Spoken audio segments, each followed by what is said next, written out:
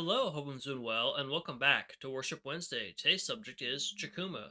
So, she was named after the Chikuma River in the Gano Prefecture.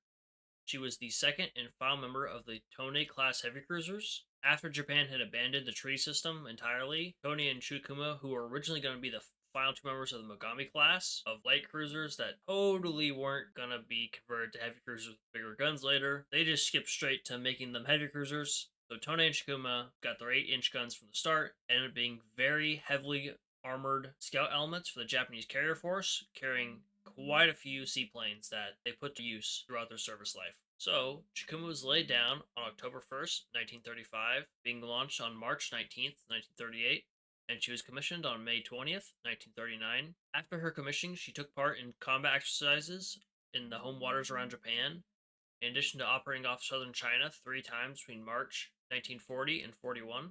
At the end of 41, Chikuma and Tone were assigned to Cruiser Division 8, meaning both Tone sisters were a part of the force that attacked Pearl Harbor on December 7th, 1941, and they utilized their seaplanes for final weather reconnaissance and spotting the ships. Chikuma's seaplanes reported the position of the American battleships that were anchored. Chikuma assisted in the second attempted invasion of Wake Island, and after the island's fall, she returned to Kure. She then went on to support many Japanese landings in the Pacific, putting her seaplanes to good use as recon. She and her sister escorted carriers during the raid on Port Darwin in Australia on February 19th, 1942, in which the Japanese sunk 11 ships for their air power. On the 1st of March, Chikuma, Tone, and the destroyers Kasumi and Shiranui intercepted and sank a Dutch freighter whose name I'm not going to try and pronounce, and later spotted USS Edsel and moved to engage the destroyer. Edsel maneuvered well, dodging shells from both the Tony sisters as well as Hiei and Kirishima, who both decided to join in later, and Edsel ended up avoiding 297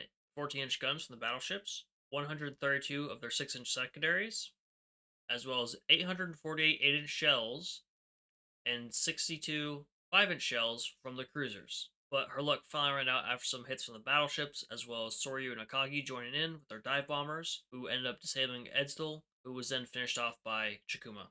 At the start of April, she was part of the Indian Ocean raids, which led to the sinking of many ships, such as Hermes, Vampire, our merchant Hector. And upon her return to Japan, she was assigned to the force tasked with chasing down the American force that launched the Doolittle raid, but was unsuccessful in catching Hornet and company. Chikuma was present for the Battle of Midway, where her seaplanes first located the American fleet, but didn't recognize them as a carrier group at first, which turned out to be a very critical mistake. Her seaplanes later found and followed Yorktown, and she ended up guiding bombers that attacked Yorktown, which heavily damaged her. And later, she directed the submarine I-168 to the location of the badly damaged Yorktown, as well as Hammond, who was trying to assist her, which the sub promptly sunk the pair of American ships.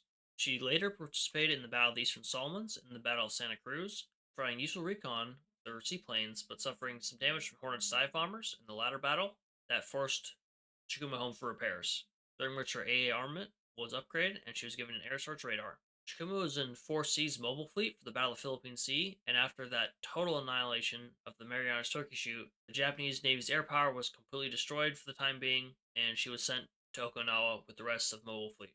Later in the Battle of Leyte Gulf, Chikuma engaged Taffy 3, being part of Center Force, and she was partially responsible for the destruction of the air escort carrier USS Gambia Bay, along with Yamato, and she ended up taking on the USS Heermann and Samuel B. Roberts. She inflicted severe damage to the destroyer Heermann, but was unable to score a hit on the Roberts due to the destroyer escort's small size and just how close it was. And the Robert took this time to basically use every shell it had to turn Chikuma into a floating pyre, and ended up settling her number 3 turret and forced her to disengage.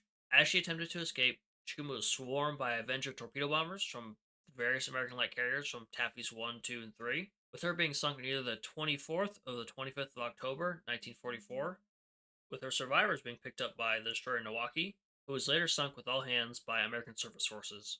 There was one lone survivor from Chikuma, but they weren't actually rescued by Milwaukee. They ended up being missed and drifting ashore, being the one man to survive the sinking of Chikuma.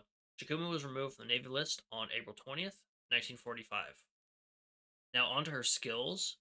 All Seeing Eye, as you can probably guess, referencing her seaplanes provide vital reconnaissance throughout her service. And then All Obscuring Eye, when she was getting swarmed by those aircraft from the light carriers, she ended up getting her rudder disabled, her propulsion disabled, and just slowly just picked apart by the aircraft like bees attacking a piece of meat out in the sun.